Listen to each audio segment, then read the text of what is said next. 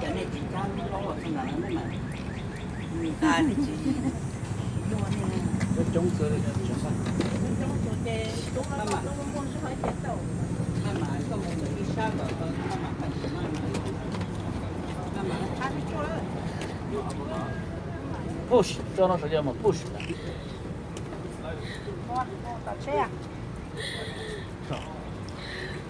chỉ còn nó cho tôi khẩu trong lòng chơi không biết được sao tôi đến tuần chỉ đấy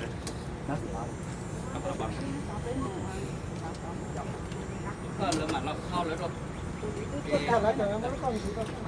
nó ban This be on top đầu of the gas. Hả? This be on top of the gas.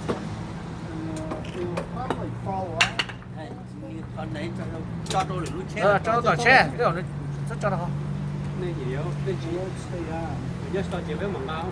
cho tôi được lúc chết Cho nó được cho xe thì sẽ chán một xíu à chú nhà Is that usually they always put on top? Do they put it on top all Yeah, the time? usually they always put on top. Okay. They can't do it. Even if on the Yeah. side. That's what the con people. nó chịu quá cha chịu quá liền cho nó Chờ phóng vào cho tao mất cái sáu thế mà. nó số là cái mua cho nên phong là cha cho cho tỏ chứ Dạ mà. thế là lúc đấy lúc cho nó lúc đây lúc lấy cho kia này chế tuần đâu lúc chết So you're gonna exit this way, sir? Okay. Thank you.